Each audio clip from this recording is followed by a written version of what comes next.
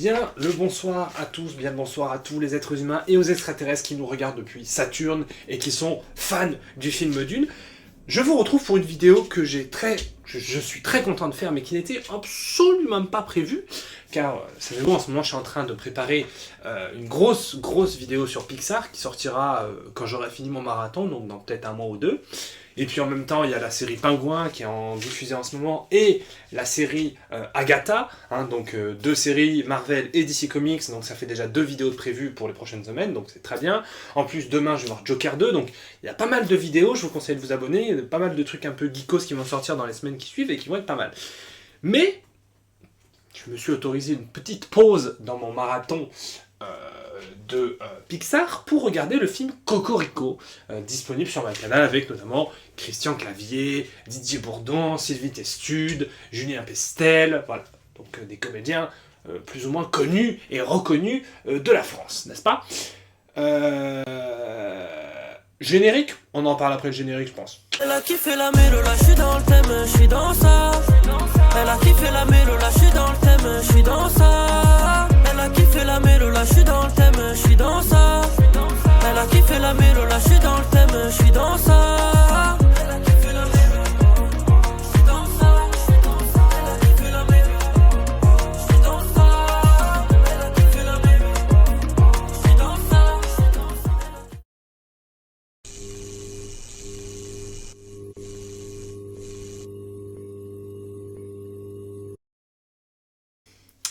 Quand j'étais plus jeune, j'aimais bien les comédies françaises. Quand j'étais plus jeune, je vais dire jusqu'à ce que j'arrive au cours Florent. Parce que, je vous l'ai répété des milliards de fois, mais je le répète pour les gens qui ne connaissent pas ma chaîne, j'ai fait le cours Florent. Et donc, quand j'arrive au cours Florent, je prends conscience, même si j'avais déjà un peu potassé le dossier quand j'étais chez moi, n'est-ce pas, dans le Gers, je prends conscience de ce que c'est qu'un film.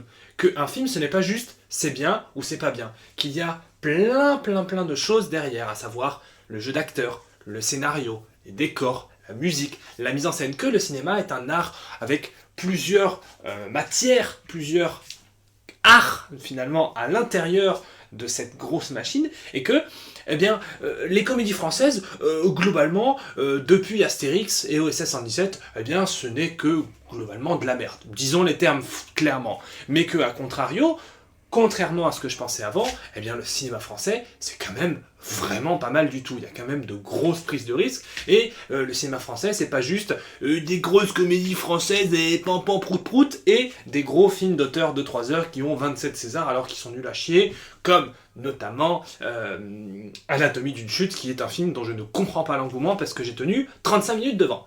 Bref. Et du coup, quand j'étais plus jeune, j'avais plutôt bien aimé Qu'est-ce qu'on a fait au bon Dieu. Quand j'avais été le voir au cinéma, donc c'était en 2012, la même année que le premier Avengers, j'avais 10 ans. Donc j'étais loin de me douter des considérations filmiques, cinématographiques et même politiques de ce film. Et en le revoyant, et en voyant le 2e et le 3e volet, je me suis rendu compte à quel point c'était un film hautement dangereux et hautement raciste, avec bien entendu Christian Clavier, qui maintenant ne joue plus que le même rôle depuis Les Visiteurs, globalement. Il fait le même rôle, à savoir le vieux bourgeois de droite un peu racelard. Bon, chacun ses goûts dans la vie, ici on ne juge pas, mais bref. Et donc quand on nous annonce Cocorico, qui est un film dans lequel Didier Bourdon et Sylvie Testude sont en couple et vont rejoindre leur belle famille, en tout cas leur fils va se marier avec de gros bourgeois propriétaires d'un domaine viticole, interprété notamment par, je n'ai plus le nom de l'actrice, mais le mari est interprété par Christian Clavier. Bon. Et qu'on nous annonce que, en petit cadeau de mariage, parce que les deux vont se marier du coup, le fils et la fille, en petit cadeau d'annonce de fiançailles, ils offrent des tests ADN aux 2 parents. Bon, là déjà on se dit, ouf, connaissant Didier Bourdon et connaissant Christian Clavier et leurs personnages, on va être sur un film quand même globalement un peu racelard en mode les Arabes, les Portugais, les Africains, gna gna gna. C'est bien pire que tout ce que j'aurais pu imaginer dans ma vie, parce que déjà, mon amie Aliénor a regardé ce film et elle-même m'a dit que c'était de la merde, sachant qu'elle a adoré le film Dune. Donc quand mon ami Aliénor me dit que c'est un mauvais film, c'est que c'est un très très très très très très très mauvais film. Et je vais même aller plus loin, c'est un film dangereux pour la comédie française et pour le cinéma français. Parce qu'on est... Déjà, le postulat de base, c'est qu'on produit beaucoup trop de films en France. Beaucoup trop de films en France. Beaucoup trop. Je préfère qu'un film comme Vermine soit produit, même si j'ai pas vu ce film, plutôt qu'un film comme Cocorico, justement. Parce que, donc, on va balayer le côté tout de suite. Hein.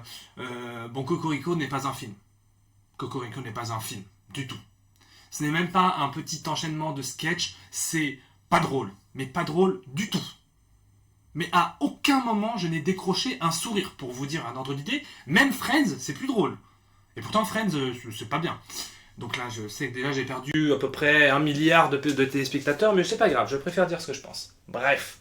Deuxième truc, il n'y a rien de cinématographique dans ce film.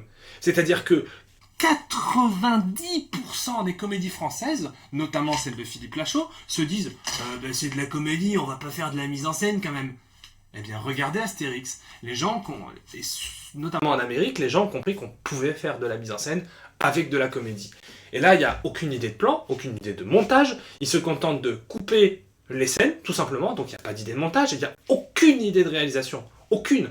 Que des plans fixes, des chants contre chants qui, certes, marchent plutôt bien en comédie, mais qu'il faut savoir interpréter. Christian Clavier et Didier Bourdon, dans leur égérie un peu de « je suis une star » et tout, sont en roue libre totale. Mais total, ils ne sont pas dirigés. Vraiment, ils sont... Le texte est mauvais. J'ai fait des pièces de théâtre mauvaises. Mais alors ça, je pense que... Sans être égocentrique, je pense que je joue mieux qu'eux. Dans ce film, en tout cas. Parce que ce qui est bien dommage, c'est que Didier Bourdon, de par Les Inconnus, de par Les Trois Frères, le film des Inconnus, a quand même eu dans les années 80-90 une certaine renommée. Et c'était quand même ce qu'on appelle, ce que je qualifie de bon acteur comique. Même Le Pari, qui est quand même moins bien que Les Trois Frères, est quand même un bon film. J'ose le dire. C'était à l'époque où la comédie française se creusait un peu les ménages pour avoir des scénarios originaux. Et qu'est-ce que c'est ? Oui, c'est Terminator. Bref. Terminator, très bon film d'ailleurs. Bref. Je m'égare. Et Christian Clavier, lui, c'est pas compliqué. Il a fait Les Bronzés, Les Visiteurs, et puis après, sa carrière, elle a fait... Et le problème, c'est qu'ils font plus que des films qui sont exactement les mêmes rôles. Alors, là où Didier Bourdon s'enferme dans des rôles un peu de naze, des rôles où il n'y a rien à jouer, rien à interpréter, notamment dans dans Albi.com, où c'est vraiment désolant de voir un tel talent comique gâché par un texte aussi mauvais. Christian Clavier lui a vraiment pris un virage à droite, c'est le cas de le dire, où il fait vraiment des films de droite. Je sais pas comment les qualifier autrement. Il fait des films où il joue des gros racistes pour dire on utilise des personnages un peu caractérisés comme de droite pour justement dénoncer le racisme. Non. Non, la réponse est non. La réponse est bien entendu non, parce que dire, par exemple, dans le film, ils font des accents allemands, des accents portugais.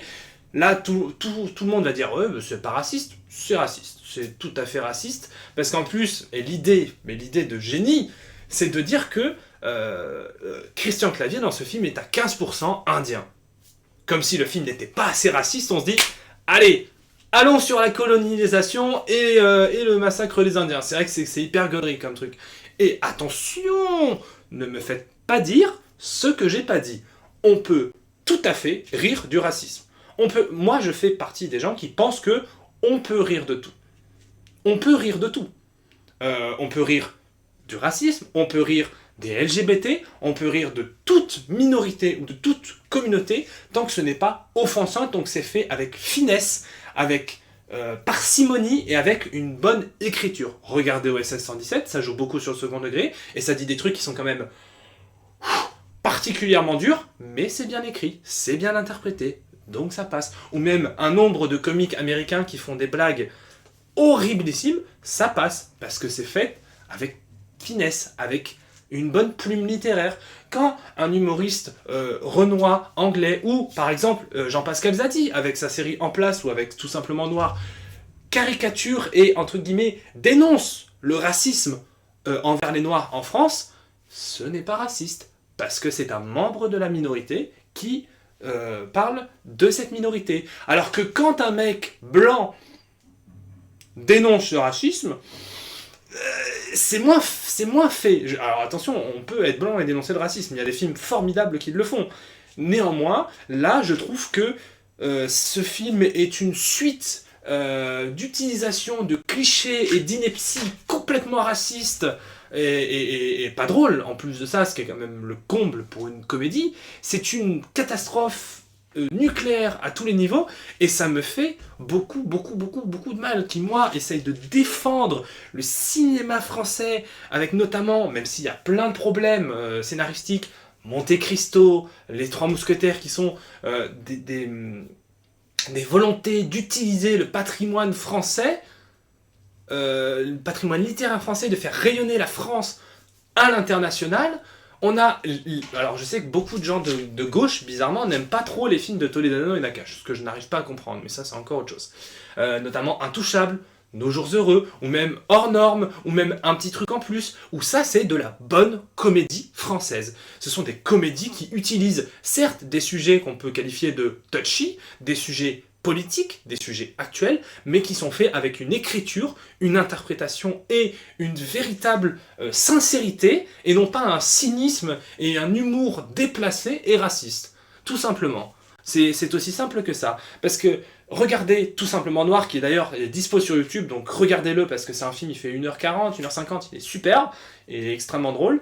Et regardez ce film à la suite, vous vous rendrez compte que ça n'a rien à voir.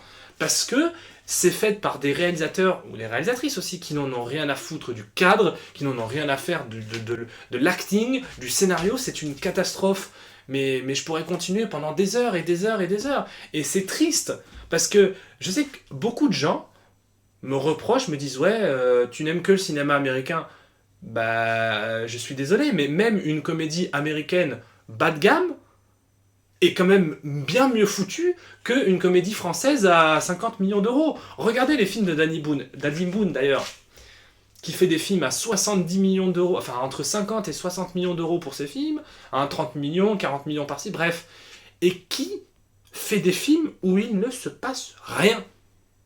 Où il n'y a pas d'idée de cinéma, il n'y a pas d'idée de comédie, il n'y a pas d'idée d'interprétation, c'est catastrophique. Comment vous m'expliquez que Cadmerade, qui est quand même plutôt un bon acteur comique pour le coup, je trouve, est super drôle dans Pamela Rose ou dans Le Flambeau, et que dès qu'on le met avec Danny Boone, il n'est pas drôle. C'est une question de direction, tout simplement. Donc, Cocorico, ne regardez pas ce film. Par pitié, mettez-lui une mauvaise... Mais je crois que d'ailleurs le film a fait un... Je sais pas s'il a... Je crois qu'il a fait 1 million ou 1,5 million. Ça, c'est des films qu'il ne faut pas regarder parce que non seulement ils sont dangereux pour la société, parce qu'ils délivrent des messages qui sont complètement hyper dangereux, hein. Et alors ça sert à rien de me dire que le message du film c'est le vivre ensemble, parce que c'est faux. C'est faux, c'est un film raciste, et qui utilise des clichés racisme pour promulguer des messages dégueulasses. Donc ça n'a rien à voir. Moi, ce que je vous conseille en ce moment, sur MyCanal, il y a la série dérivée de The Batman qui est Pingouin, qui est exceptionnelle, qui est formidable, et vraiment, qu'est-ce que vous pouvez regarder de français, même en ce moment? Revoyez Les Trois Mousquetaires. Revoyez Les Trois Mousquetaires et allez au cinéma voir Le Comte de Monte Cristo et le film d'Artus. C'était Captain Melboy, je vous dis à bientôt pour de